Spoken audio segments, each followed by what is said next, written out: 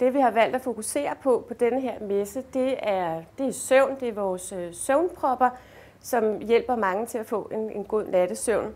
Det er jo velkendt blandt mange ved at tro, at søvnen er afgørende for en masse både psykiske og fysiske helingsprocesser. Så derfor er kvaliteten af søvnen vigtig.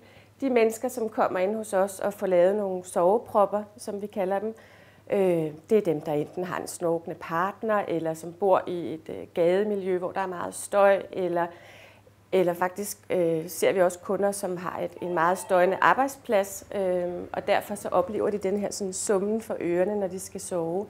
Det er dem, der typisk kommer her. Den helt store fidus ved vores sovepropper, det er, at der bliver taget et aftryk af hver enkelt øre, og i og med, at der bliver taget et aftryk, så er det et individuelt høreværn, som passer kun til den ene person.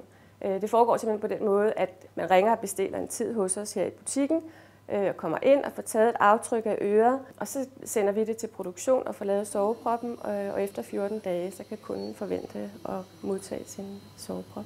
De dæmper relativt meget. De dæmper omkring 40 dB, og det er ret meget. Og selve soveproppen er lavet i et så fleksibelt og blødt materiale, at man faktisk er i stand til at ligge på øret også. Så de fleste fungerer det enormt godt for. Så det vil ikke være noget, der virker generende, når man skal sove? Nej, absolut ikke.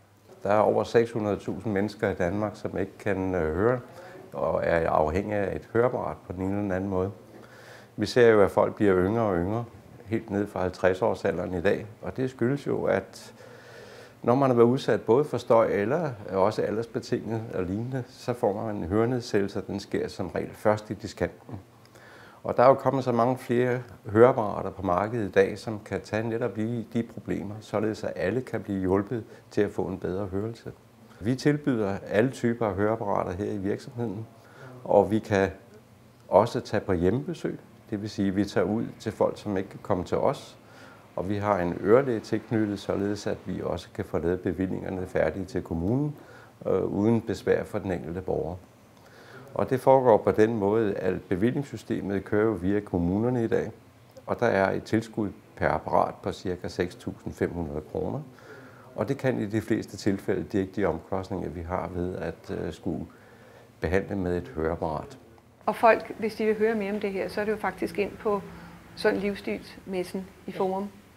Der står I og forklarer meget mere om det. Vi har en stand derinde, og vi tager aftryk. Hvis der er nogen, der beslutter sig med det samme, at de gerne vil have en soveprop, så tager vi aftryk på standen og sender dem så efterfølgende.